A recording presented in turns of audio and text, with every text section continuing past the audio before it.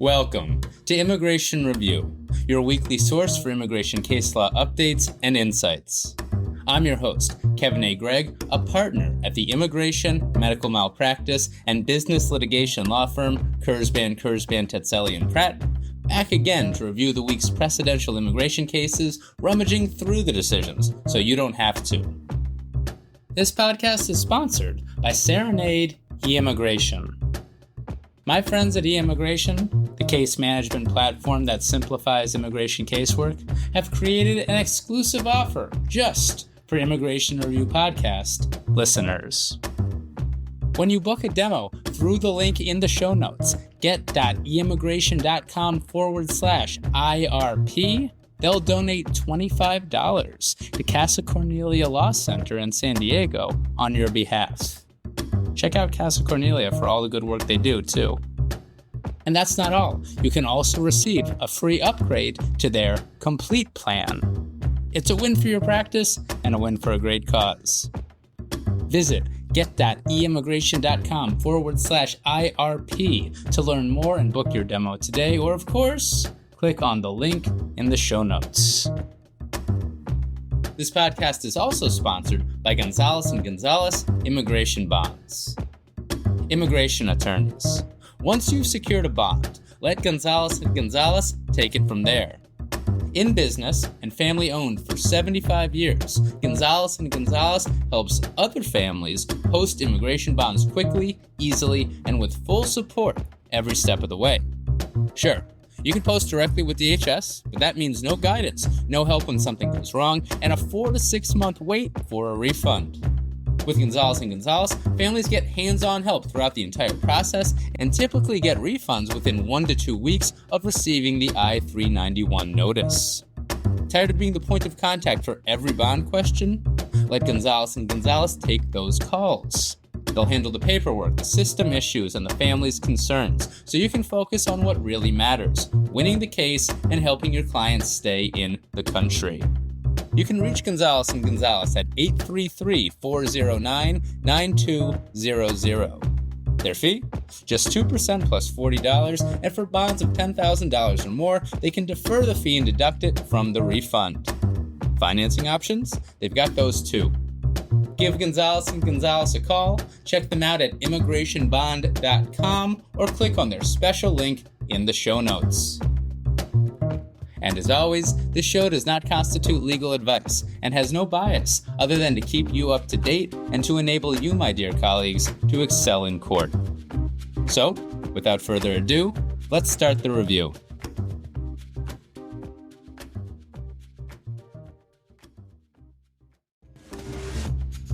This week, a federal judge in Boston found that the Trump administration's policy of summarily deporting immigrants to so-called third countries, nations other than their origin countries, is unlawful. The DVD case. It's an 81-page ruling from Judge Brian E. Murphy. And Judge Murphy wrote that the government must first try to deport detained immigrants to their home countries, or to countries designated by an immigration judge when the immigrants were ordered removed from the country. After that process, immigration detainees must be given meaningful notice before being deported to another country to allow them the opportunity to raise any fears they have had that they might be persecuted or tortured there. Honestly, all things that this country used to do, and quite frankly, this country didn't used to try to send people to countries they had never been to. But we're a very different country than we were a year and a half ago.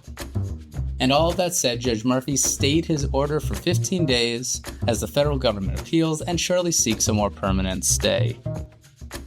Lots of good quotes in this one, although I admit I did not read the full 81 pages, and here are some of them. Quote, DHS has adopted a policy whereby it may take people and drop them off in parts unknown, in so-called third countries, and as long as the department doesn't already know that there's someone standing there waiting to shoot, that's fine.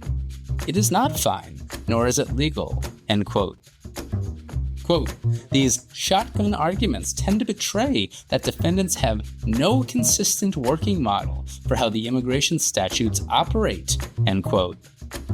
the court need look no further than plaintiff OCG, who likewise has no known criminal history and who was granted withholding of removal from Guatemala based on sexual violence he experienced there. In response to his being granted that protection, defendants threw him on a bus to Mexico, where he had just been raped and where he was quickly sent back to Guatemala, the place an immigration judge had just found he would likely be persecuted. And then defendants lied about it, end quote. I don't know how to be any stronger than that about the extraordinary situation and circumstances DHS, DOJ, and our country find themselves in under this Trump regime. Congratulations Trina Romuto and Nyla, along with many others I believe, for keeping up this important fight. And thank you Dan Kowalski, from whose daily Substack I stole much of what I just read to you.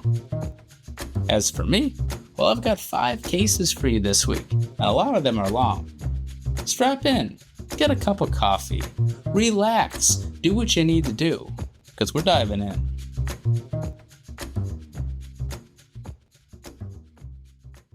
Our first case is United States v. Lightsey, published by the 11th Circuit on February 26, 2026. Also, stick around to the end because I'm going to do an unpublished 11th Circuit decision as well, briefly. The 11th Circuit's been on a bit of a non-citizen-friendly tear these last 2 weeks. And when was the last time you had cause to say that? This case is, of course, not directly about non-citizens, but it is quite non-citizen-friendly, that is, United States v. Lightsey. It's about crimes of violence in the Armed Career Criminal Act sentence enhancement context, and serious drug offenses. As always, Mr. Lightsey was convicted in federal court of being a felon in possession of a firearm, and will get a lot more time in prison if his prior state convictions match the definition of sentence enhancement provisions. By the way, it looks like Mr. Lightsey's got some serious mental health problems. A federal judge sentenced him to a whole heap of time, but a split 11th Circuit reversed. The first convictions at issue are 2000 and 2009 convictions for sale of cocaine in Florida. Well, relying on the Supreme Court's Brown decision and prior 11th Circuit precedent, the 11th Circuit explains that for sentence enhancement purposes, and almost surely immigration too, you compare the state drug schedule at the time of conviction to the Federal Controlled Substance Act at the time of conviction. Here, that was a match in 2000 and 2009 as regards cocaine. Even though the Florida cocaine definition ended up being a bit overbroad for some time with that whole ioflupane issue discussed in Brown and in US v. Miller episode 289, there was like a 2-year period there where the federal definition of cocaine didn't match the Florida one. Not the case though in 2000 and 2009, so those drug convictions, Florida cocaine stuff, are serious drug offenses for sentence enhancement purposes. But it looks like you need 3 priors to get a lot more time, which comes down to Mr. Lightsey's attempted armed robbery conviction in violation of Florida Statute Section 812.13(2)(b). Is that a violent felony, which has a materially similar definition to the immigration crime of violence definition? It is not, explains the 11th Circuit. Attempted robberies have had a rough couple of years. After all, the Supreme Court held that attempted Hobbs Act robbery wasn't a crime of violence, or maybe violent felony, I can't remember, in Taylor, episode 113. The reason is because federal attempt requires merely a substantial step showing. But taking a substantial step to do something violent isn't itself violent, explained the Supreme Court in Taylor. So too with Florida attempted armed robbery, which in material part requires merely, quote, the commission of some physical act in furtherance of the robbery, end quote. Bet that's the same attempt standard for all Florida crimes too, by the way. Applied here, for example, a conviction can occur through an attempt to threaten someone. But an attempt to threaten doesn't necessarily mean actual violence or the actual use of force. Or, for example, quote, the government could lawfully convict the defendant of Florida attempted armed robbery, where the defendant came up with a plan to rob a store by threat of force, then bought a ski mask and staked out the store for a swift getaway, but was ultimately arrested while carrying a weapon just after entering the store, end quote. That's not violent. and a mere attempt to threaten use of force is not force, and so is not a violent felony, and it's not a crime of violence. In so holding, the 11th Circuit deems its prior decision in U.S. v. Joyner abrogated by Taylor. And there you go. Florida Statute Section 812.132b is not a violent felony and surely is not a crime of violence. Judge Luck dissented. And Mr. Lightsey got a lot less time in prison. And that's not all.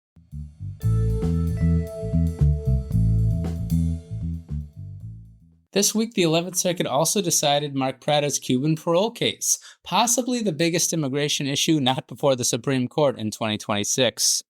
Hechavarria et al. V. Bondi. Mark's also got the issue before the 2nd Circuit, and they already did oral argument, and there's going to likely be a precedential decision, in my opinion, on that issue in the 2nd Circuit within the next few months.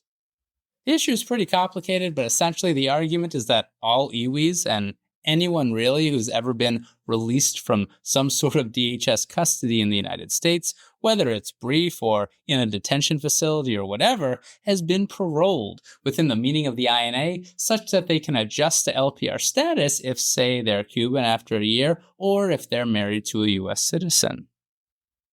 It's the matter of Cabrera-Hernandez issue, both directly and on steroids. And it also has huge implications for matter of Q. Lee, matter of Hurtado, and mandatory detention generally.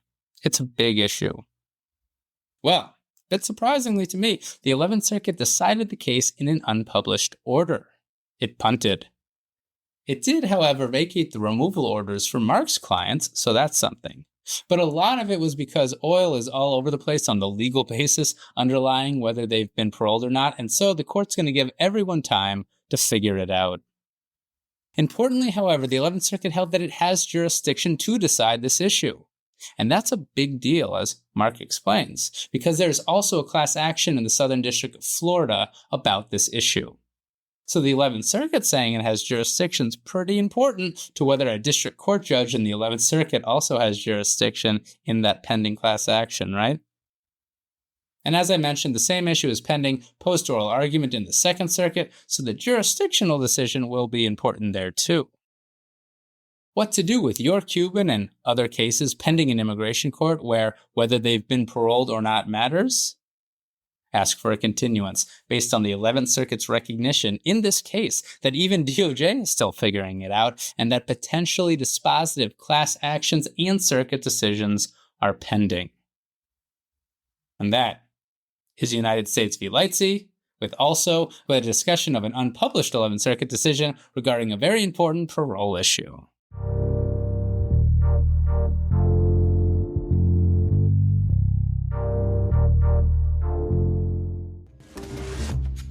Not sure what to do when a client asks you about the EB-5 investor visa or how they can choose the right EB-5 project?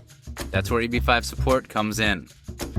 Founded and led by veteran immigration attorney Irina Rostova, EB-5 support helps investors navigate the entire process of EB-5 project selection and provides complimentary training for immigration attorneys who want to strengthen their EB-5 petition filing skills.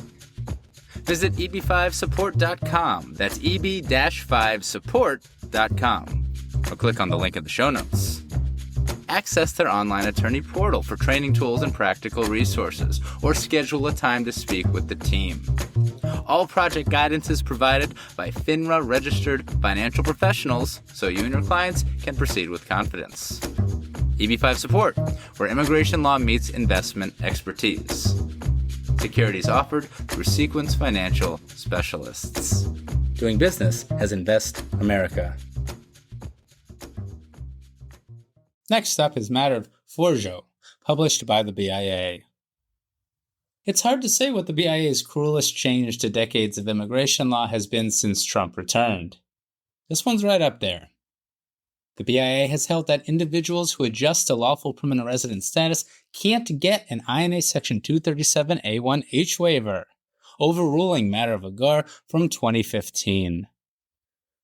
Mr. Forjoe is from Ghana and entered the United States with some sort of non-immigrant visa in 1995. He adjusted to LPR status in 2007. He adjusted through a marriage to a U.S. citizen, which was not bona fide, it appears. No one condones this. But for a long time, that has been a classic fact pattern for an I&A Section 237A1H waiver, which waives fraud that an LPR commits in the process of obtaining LPR status. No longer when it's adjustment. And IJ held that Mr. Forjoe was statutorily eligible for a Section 237A1H waiver, but denied the waiver as a matter of discretion. The BIA affirmed, but did a whole lot of talking beforehand. It also first rejected Mr. Forjoe's non-compliant notice to appear argument. Then in a footnote, the BIA states that DHS's failure to file an opposition brief to the BIA does not require the BIA to deem the appeal unopposed. The BIA so states, without citing to a regulation that I think requires otherwise. Doesn't mean they grant the appeal, but I do believe the regulation says shall be deemed unopposed. I'll go back and look at the reg. On to the waiver then. It's a statutory analysis, so here we go.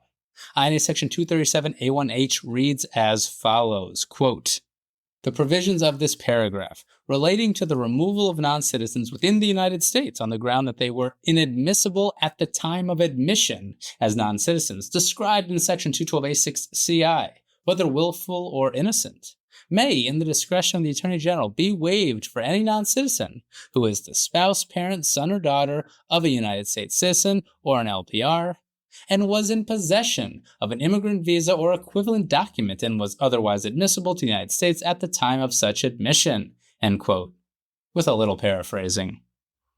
Here, Mr. Forjoe is charged as removable for being inadmissible under Section 212A6CI at the time that he obtained LPR status.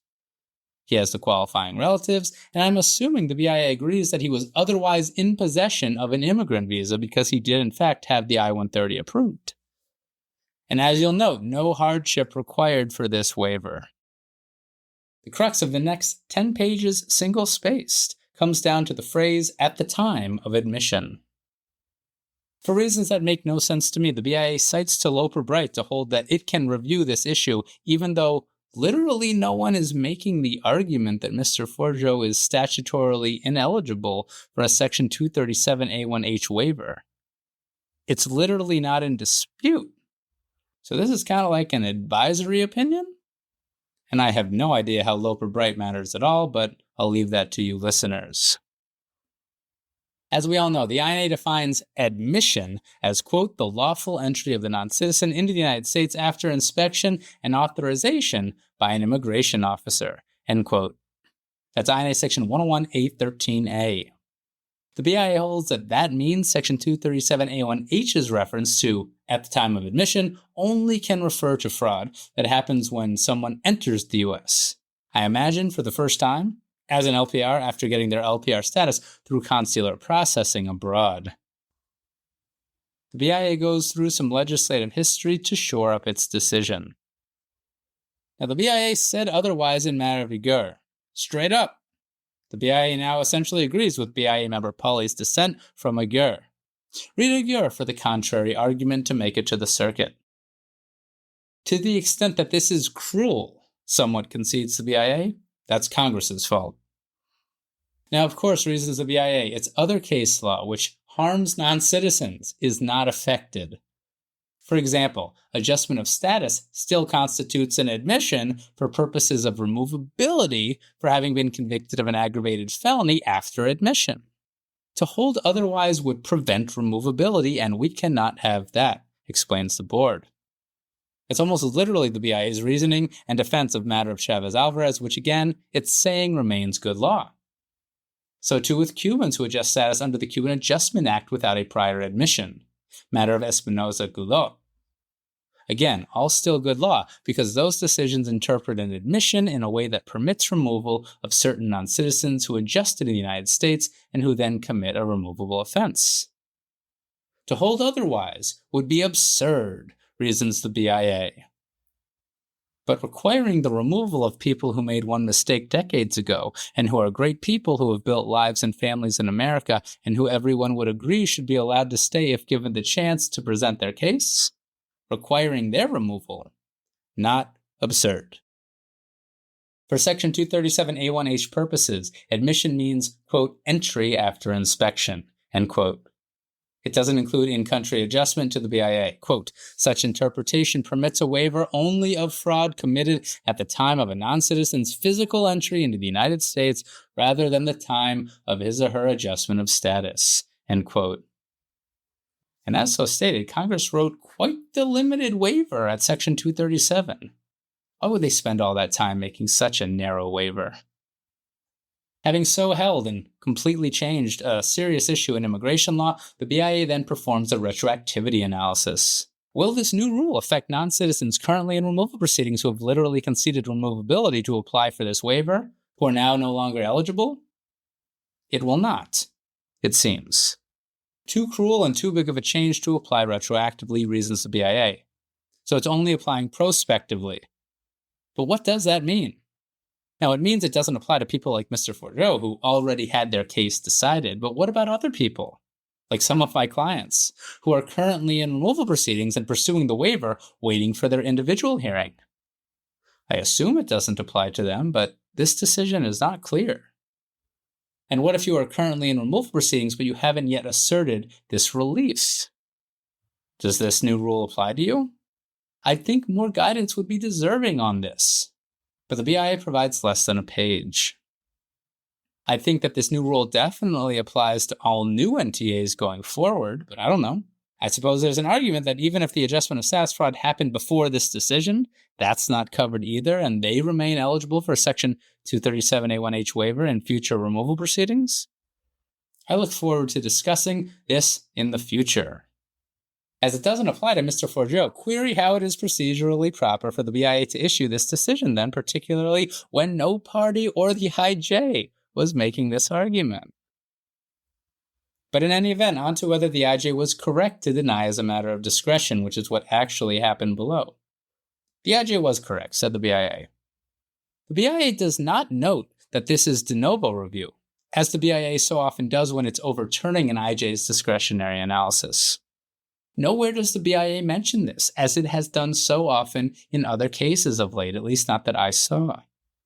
But in any event, weighing the facts, the BIA believes a discretionary denial was the proper way to go.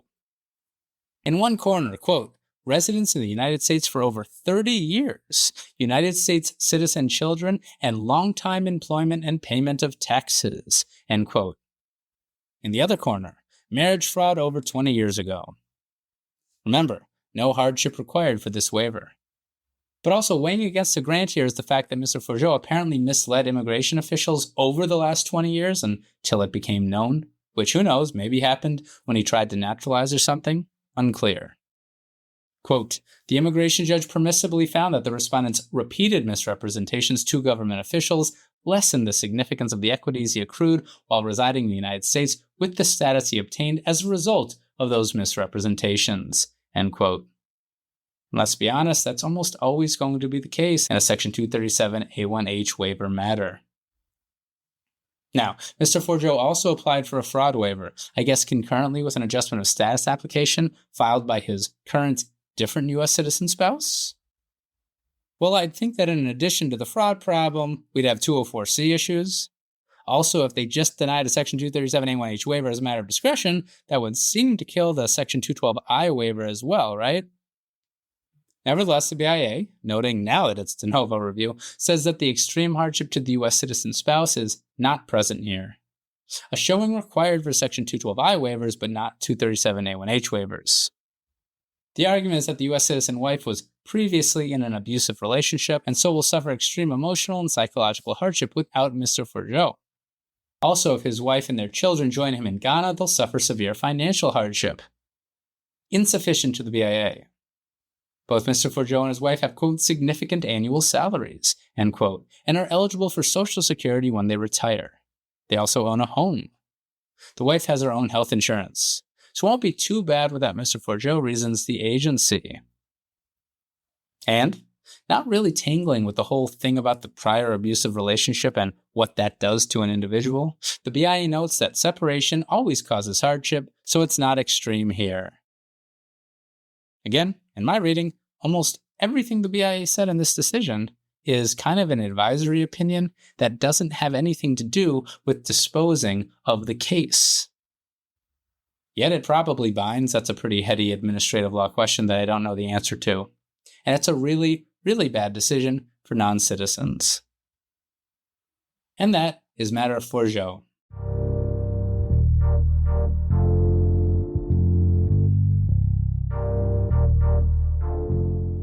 Long ones from the BIA this week, and here's the other one. Matter of Ibarra-Vega, published by the BIA. The BIA's war on everything previously EOIR continues, this time returning to administrative closure. Actually, it's really about recalendaring. There's a reg for this. Attorney General Garland at least did that. The BIA continues its war against that reg. In this case, DHS filed an interlocutory appeal of an immigration judge's denial of DHS's request to recalendar. And again, the BIA states, quote, although we do not usually entertain interlocutory appeals, we deem it appropriate to do so here, end quote. Are the staff attorneys who keep writing that sentence in these DHS interlocutory appeal grants able to write this with a straight face anymore? Genuine question. Shoot me an email. Tell me about your face.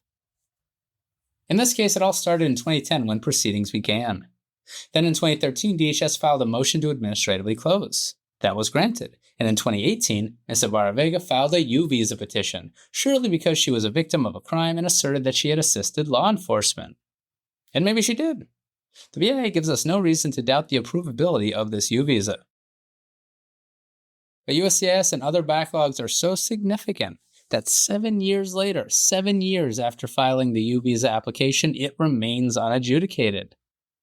Following the orders of the Trump administration, DHS surely filed one of those motions to recalendar in mid-2025. DHS noted in its motion, after all, that it, DHS, had not yet got around to adjudicating the U-Visa application, so it, DHS, should have an opportunity to try to remove Ms. Ibarra-Vega. But really, Ms. Ibarra-Vega was probably just a statistic, and the ICE attorney was probably just following orders to move to recalendar everything they could. And you know what? An immigration judge denied the motion to recalendar. Good for the IJ. Kind of absurd what DHS is trying to do, right? When you write it like I just did instead of how the BIA does in this decision. But here, on this appeal, the BIA said that the IJ should have recalendared removal proceedings, citing first, of course, its own decision from last year. Recalendering, like administrative closure, is kind of a totality of the circumstances analysis. Everything is, right?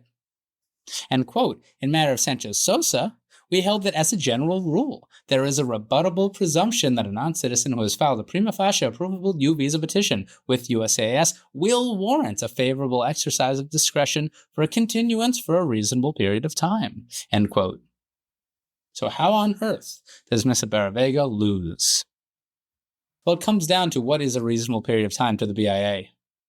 Congress capped U-Visa grants at $10,000 a year for completely arbitrary reasons, or I don't know, maybe xenophobic reasons. That has created a huge backlog. The BIA explains that in 2012, when Sanchez-Sosa was issued, there was an 8-month delay for U-Visa adjudication, and there were just over 10,000 pending.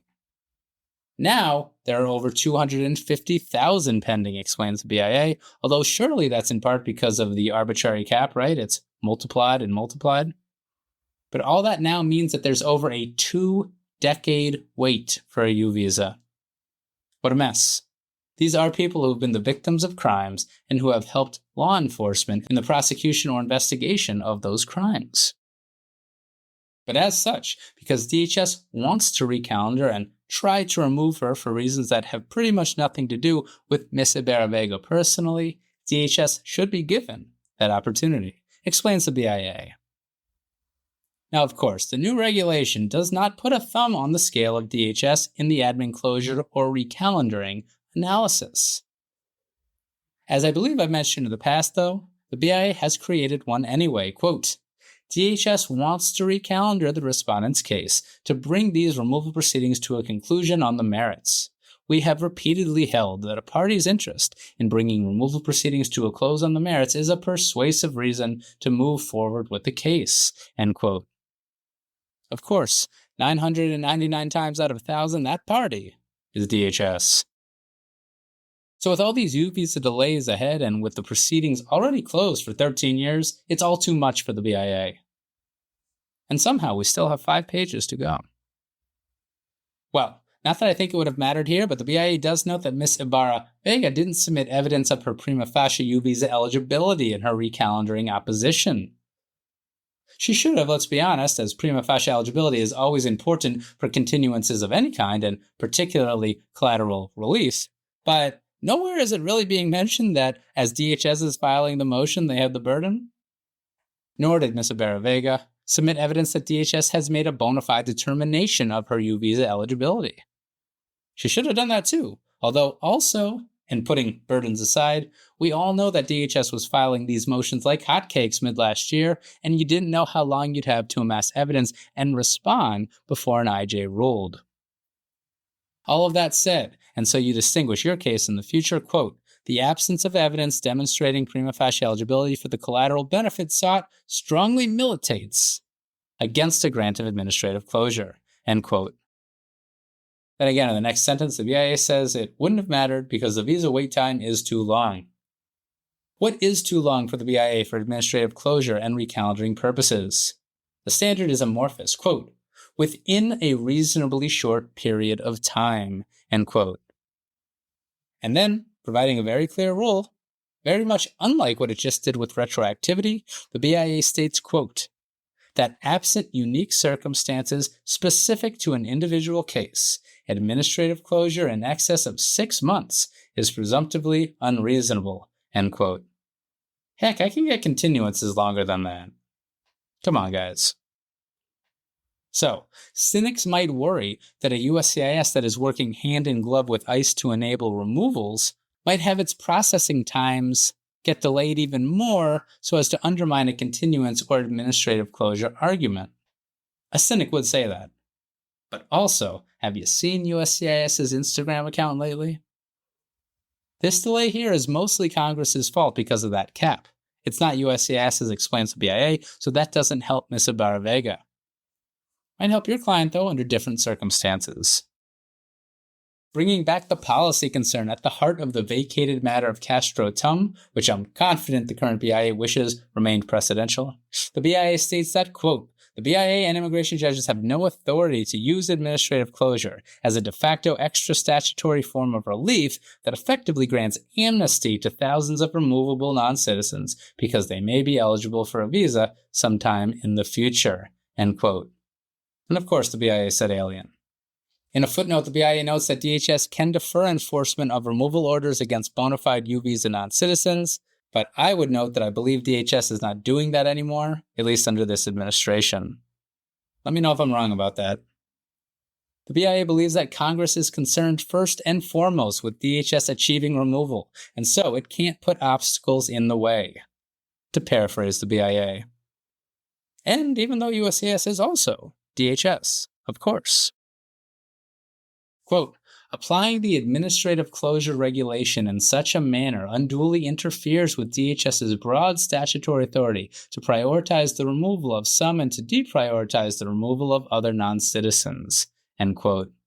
Even might implicate separation of powers issues, explains the BIA. The BIA provides a 16-line footnote analyzing the issue through the lens of the major questions doctrine that very much begs the circuit to bite. How delicious! My goodness. Little old Miss Ibarra-Vega?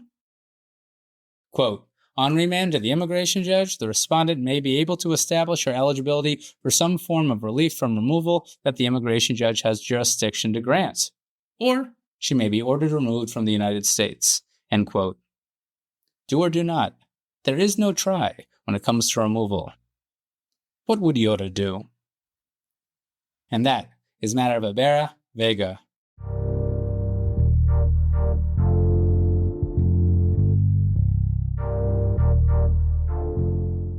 Some First Circuit for you if you want. The Silva-Queiroga v. Bondi, published by the First Circuit on February 27, 2026. This case about persecution. Ms. Silva-Queiroga is from Brazil, entered the United States without inspection in 2021, and applied for asylum and related relief and protection in removal proceedings. She was deemed credible. Her claim, in essence, is that her boyfriend, which she had since being 14 years old, was violent and abusive towards her. Both physical altercations that she testified to occurred when she was 16 years old, and she gave birth when she was still a child. The boyfriend tried to throw a chair at her while drunk and while using drugs, but Mr. Silva-Queiroga's brother prevented it. 4 months later, she locked the boyfriend who was drunk out of their home while their young child was sleeping, and she called the police for help. Police didn't help. The boyfriend got in, and he grabbed her by the neck and threatened her. The brother intervened again. Seems like he lived in the home. Mr. Silva-Queiroga separated from the man and moved 20 minutes away. The man didn't try to harm her again physically. He would, though, bother her with calls, and it seems like he did threaten her, trying to urge her to return to him. Also, once he came and broke a window at her home. The IJ and the BIA held that this wasn't past persecution for a few reasons, and the First Circuit affirmed.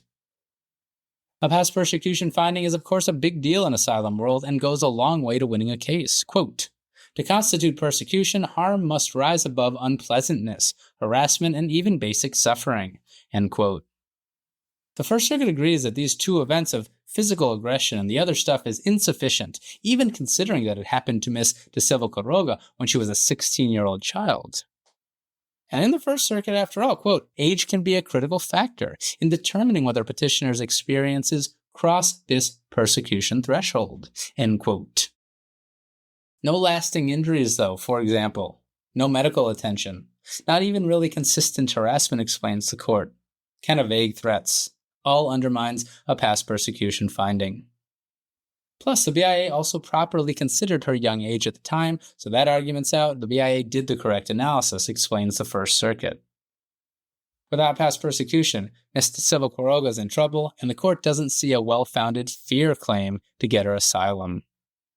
After all, she spent 5 years in Brazil after the last physical attack, and also testified that she doesn't, quote, necessarily fear any direct harm from her ex-partner upon return to Brazil, end quote. So that's going to be difficult. Having so held, the court didn't address whether the particular social groups were cognizable and rejected a humanitarian asylum argument because, well, that requires a past persecution showing. Withholding and Convention Against Torture were abandoned before the First Circuit, and so the court affirmed the removal order. And that is de Silva-Queiroga v. Bondi.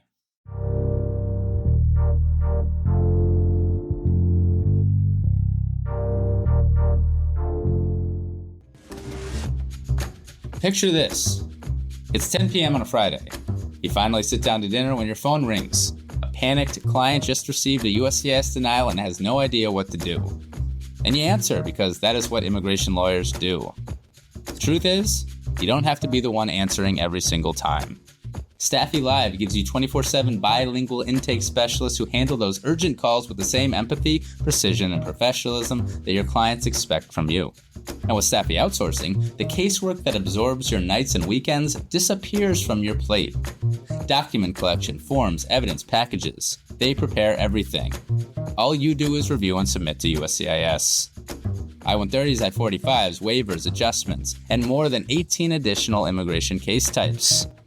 Staffy's team handles the workload so you can focus on the legal strategy that only attorneys can provide. Hundreds of immigration attorneys already use Staffy Live and Staffy Outsourcing to reclaim their evenings, their weekends, and their peace of mind without sacrificing client care. And right now, your first 3 cases are free when you get started. Visit staffy.cc or call 786-891-5619 or click on that special link in the show notes. Because you deserve a practice that grows without burning you out. Elevate your advocacy and storytelling skills at the annual Immigration Court Trial Advocacy College. Registration is now open. The annual Immigration Court Trial Advocacy College convenes every year in April, only in Kansas City, Missouri, hosted by the Pen and Sword, that awesome community resource founded by Reka and Michael Sharma Crawford. This year, the program has been reimagined and reworked to address the current climate of aggressive deportation enforcement. These times are not ordinary, so the program had to be extraordinary. Expanding from 3 to 4 days, the Trial College provides comprehensive training from beginning to end, real cases taught by real litigators in real courtrooms. the skills you need, the confidence you deserve, and the mentors you look up to, all in one place. Register early to avoid disappointment at www.thepen-and-swordkc.org or at the special links in the show notes. Use special code ImmigrationReview26 to get $50 off the Trial Advocacy College this year. That's capital I, capital R. The decisions were long this week. Did I warn you? I think I warned you. We conclude with Garcia-Botello v. Bondi, published by the 10th Circuit on February 25th, 2026. This is a 48-page decision about government acquiescence. Just remember, guys, I don't pick the cases, and I certainly don't issue them. And it begins with a full-page footnote explaining the issues the 10th Circuit will not be addressing. And let's be honest, folks. Often, but certainly not always, these Convention Against Torture claims are being brought by LPRs or other non-citizens who have lived in America for a really long time, but who, because of a criminal record or their failure to apply for asylum years ago or what have you, have no other option to remain in America besides CAT. This appears to be one such case. Overstayed a tourist visa at 13 years old in 1998. A car accident left him with, quote, profound behavioral changes, end quote, that appears to be the primary, if not only, reason he got an assault conviction later in life. Mr. Garcia-Botello argued that, quote, because of the disabling injuries he suffered in the car accident, he likely would be institutionalized and torture upon removal to Mexico, end quote. So it's a Mexican mental health facility CAT claim. Most recently favorably adjudicated on episode 284 by the 9th Circuit in Encarnacion v. Bondi. 48 pages, and the 10th Circuit certainly does the story justice, so I will too. Again, he was brought here at 13, and surely he was told to overstay his visa by whoever brought him here. Quote, for a time he led a relatively normal life, graduating from high school, marrying his high school girlfriend, starting a family, and maintaining steady employment.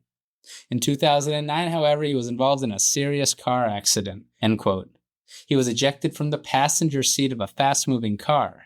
Mr. Garcia-Botello suffered a serious spinal injury and traumatic brain injury that changed his personality and thinking. He became easily agitated and aggressive, which has led to multiple encounters with police. Lots of post-accident arrests, in fact. Pretty tragic stuff. After some time back and forth with the BIA, Mr. Garcia-Botello was deemed not competent to represent himself in immigration court, and so got some very competent pro bono counsel. They applied for CAT protection.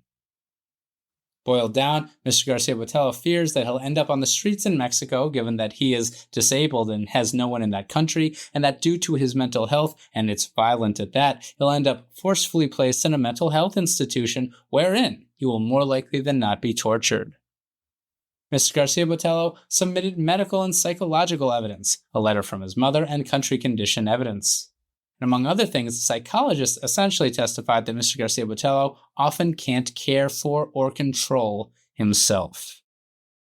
Sad stuff, but important to remember the humanity of these cases, so I will quote it in full. Quote, Mr. Garcia-Botello's mother, Hilda Botello Gallegos, testified that before the 2009 accident, Mr. Garcia-Botello was a good son, a good student, a hard worker, and a good friend.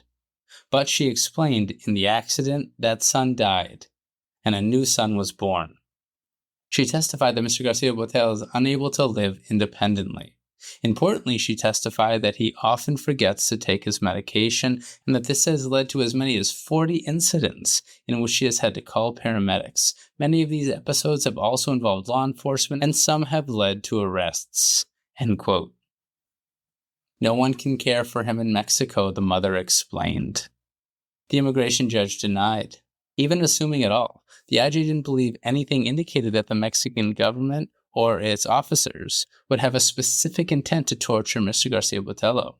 Rather, it's more like a lack of resources in the medical facilities. The BIA affirmed for a variety of reasons. And the 10th Circuit did too, with over 30 pages to go. Let's start with the regulatory definition of torture, something that is quite important but which I never read. It's at 8 CFR section 1208.18a1, and it defines torture as any, quote, act by which severe pain or suffering, whether physical or mental, is intentionally inflicted to a person for such purposes as obtaining from him or her or a third person information or a confession, punishing him or her for an act he or she or a third person has committed or is suspected of having committed, intimidating or coercing him or her or a third person, or for any reason, based on discrimination of any kind, when such pain or suffering is inflicted by or at the instigation of or with the consent or acquiescence of a public official acting in an official capacity or other person acting in an official capacity, end quote. And per subsection 5, quote, in order to constitute torture, an act must be specifically intended to inflict severe physical or mental pain or suffering, end quote. It's all regulatory based, by the way, because CAT is not actually by statute. That said, if it's going on inside a mental health institution run by Mexico, and a public official is aware of it or willfully blind of what's going on or otherwise breaches their legal duty, well, that should satisfy the government acquiescence prong, acknowledges the court. This decision is long because in addition to all this background, very dedicated pro bono counsel made 4 arguments. I will do them, although some more than others. First, the 10th Circuit did not believe that the IJ and the BIA disregarded Mr. Garcia-Botello's mother's testimony. Yes, a wholesale failure to consider evidence could be a due process allegation and violation requiring remand, acknowledges the court. It would also likely violate an IJ's duty under the INA to base her decision on the evidence produced at a hearing. But the 10th Circuit believes the agency did consider the mother's testimony. Seems like even the 10th Circuit might concede that the agency misunderstood that testimony. Seems like the mom didn't say she'd be able to care for him in Mexico. But that's more substantial evidence rather than a failure to consider claim. And in any event, it doesn't really matter, explains the court, because it doesn't see a torture claim in Mexico.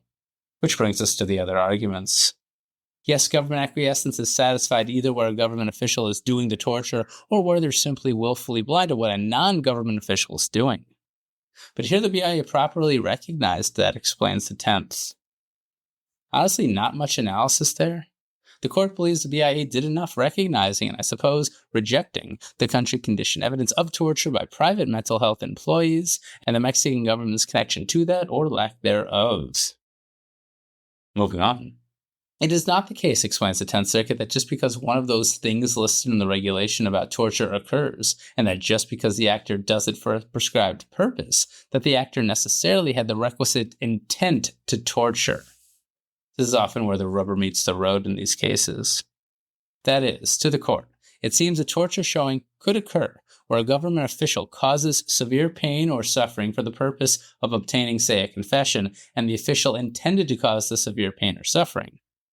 That last part is required too. And the 9th and the 2nd Circuit have not said otherwise. Maybe confession's a bad hypo. Flipped, the 10th Circuit seems to hold that even if severe pain or suffering occurs, and even if everything that's happening is intended to punish, both regulatory elements there, it's still not enough. The government actor still must intend to cause the severe pain or suffering. So kind of like a double mens rea. I feel like recent First Circuit precedent might kind of hold otherwise, but it's not discussed here. And moving on further, the mental health institutions are intentionally torturous, argued Mr. Garcia-Botello, but rejected by the court. The 10th Circuit isn't convinced that the inhumane treatment performed in some of these Mexican health facilities necessarily is intended to inflict pain, rather than, intended to heal, albeit brutally and through, quote, a lack of sophistication and resources, end quote.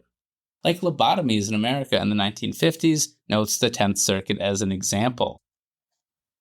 Kind of a scary example, though, right? Thin lines for these CAT cases. And the court distinguishes quite a bit of precedent from other circuits along the way, like a whole bunch that I'm not going to get into.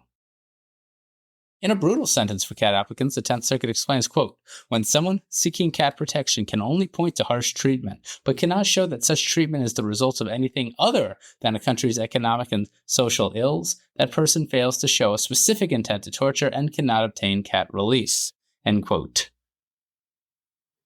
On to the final argument. Yes, it's true that the government actor prong is satisfied by any government official acting in an official capacity to torture. And here, even the BIA conceded that some law enforcement agents engage in unlawful conduct. But that does not mean that healthcare staff have the specific intent, or have the same specific intent. I guess there was no evidence of that specificity. A bit unclear. To the 10th Circuit, after all, the record shows an overcrowded Mexican mental health care system with poor infrastructure and insufficient resources. But that's not a specific intent to cause pain and suffering, explains the court. The BIA dismissed a very similar case in matter of JRGP, and the 10th Circuit doesn't seem to have a problem with that. Plus, that wild 4th Circuit case from episode 224 explains the 10th Circuit, Joshua B. Garland, the India mental health case, if you remember. Do you remember that one? I do. And like there, and to beat a bit of a dead horse, the specific intent showing is lacking to the court here. Now this decision must end, thank God, and it does. The BIA didn't apply a heightened acquiescence standard, holds the court. Willful blindness doesn't require a showing that government officials, quote, effectively do nothing, end quote, concedes the 10th Circuit, meaning that the IJ was wrong to say that. But the BIA cleaned up that misstatement on appeal, at least enough. And again, no prejudice anyway, because the whole specific intent thing we've just talked about to death is lacking. Query what would have happened here if the BIA's new proposed summary affirmance regime was in place, though. Query, I say. They wouldn't have cleaned up that IJ misstatement. But the regime is not in place, and Mr. Garcia-Botello lost a pretty tragic case. And that is Garcia-Botello v. Bondi.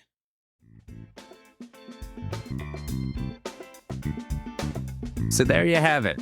You're all caught up with the past week's published immigration cases. I'm Kevin A. Gregg, a partner with the law firm Kurzban, Tetzelli & Pratt, and this has been another episode of Immigration Review. Thank you for listening, and I hope you enjoyed it. If you did, please share it with a friend and rate and review us. Each review helps new listeners find the show. And of course, subscribe to Immigration Review wherever you get your podcasts. If you like what we do and want to become a patron of the show, please check out our Patreon page at www.patreon.com/Immigration Review or click on the link in the show notes. And if you're interested in an official Immigration Review CLE certificate, email me at kgreg@kktplaw.com with your full name and the episode numbers for the 10 shows you've listened to. Also, feel free to email me with questions, comments, or anything at all, and follow the show on Instagram and Facebook at Immigration Review, or send us a tweet at ImReview. That's IMM Review. And you know, we're always interested in hearing listener feedback. Like this review about the episode you just listened to from my very young son. Son, how did you like that episode?